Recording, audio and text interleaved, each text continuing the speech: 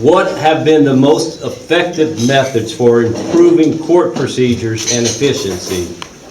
What other methods would you suggest? So what have been the most effective methods for improving court procedures and efficiency?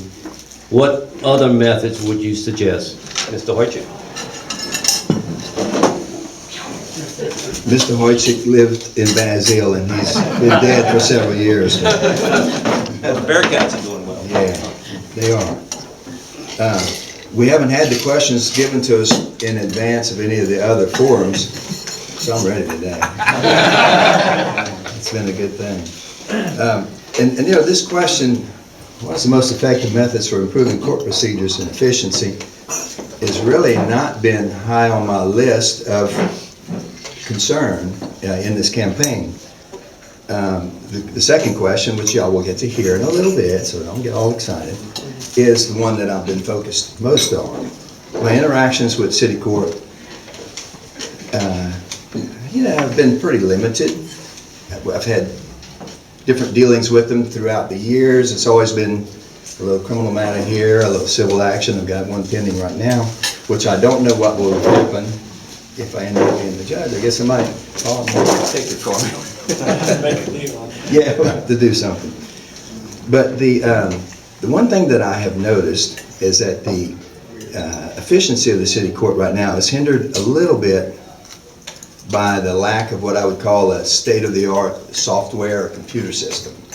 And you know, when you go to other courts, and in fact, of all places, I was visiting in Ville Platte the other day with Randy Dizitel over there, and he was showing me the system that they have, where now they're working on having the system where when the judge gets up, he will have the entire docket on the calendar on his computer. And a lot of the courts have that, so that the judges are able to see exactly what the clerk of court sees and what he has. And so that would be something over here. We're not there. In fact, in talking to a lot of the court personnel, I was going through and they were showing me around months ago.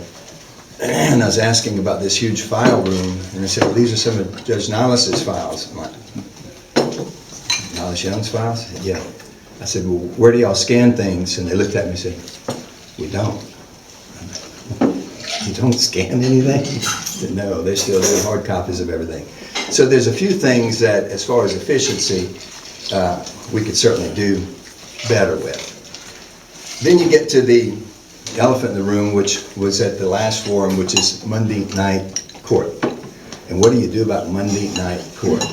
I haven't found yet anybody involved in Monday night court that wants to retain Monday night court. Ladies hate it because they go there and then they have to come out in the dark, walk out to their cars alone and unattended. And people that are having to go after work don't like to go. It's expensive because now you're paying overtime. So my plan would be, if I get in, basically I'm going to reduce my office practice. I won't have an office practice. I'll keep my law office open. I'll continue to, if somebody gets hit by an 18-wheeler, yes, I'm going to take their case because that's what I've done and that's how I've made my living mostly. But anything else, I'm not going to have a regular office practice because I will be devoted and all my time will be spent at city court. Therefore, I will have time to have court during the daytime. And we'll just have more court time during the daytime. And all those matters will be brought during the regular time. Now, if someone would have some urgent situation where they can't be there, you know, before 5 o'clock, then we'd work with those on a case-by-case basis.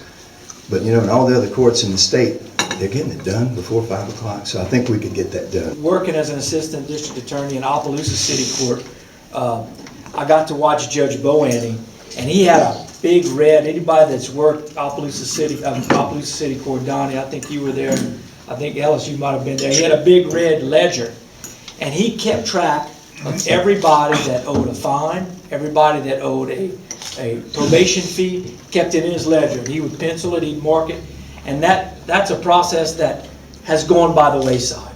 We don't do that anymore. In city court, we have a whole probation division.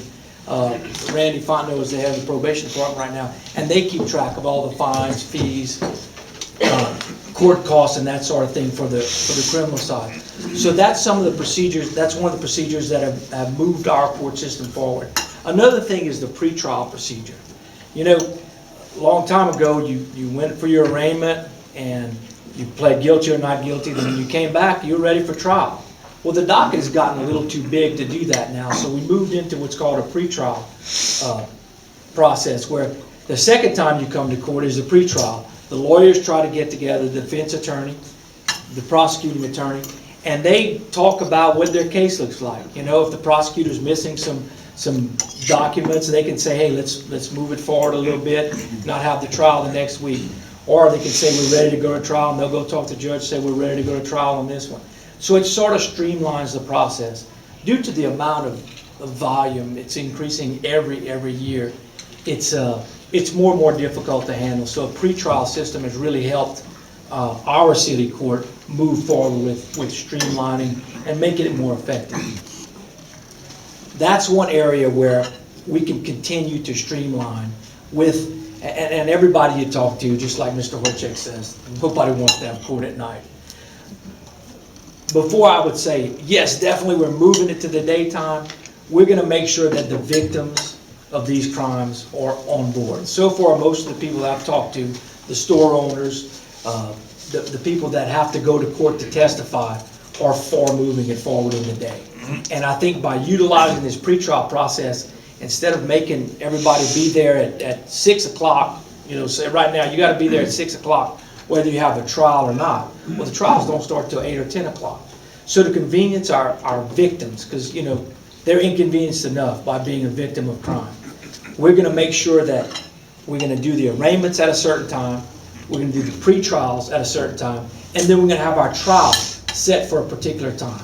That way, when your people get there, your witnesses get there, the victims get there who have to testify to what happened to them, they're not waiting all day for their trial to happen. It's going to start within a reasonable period of time. And that's one of the things you can do to streamline it.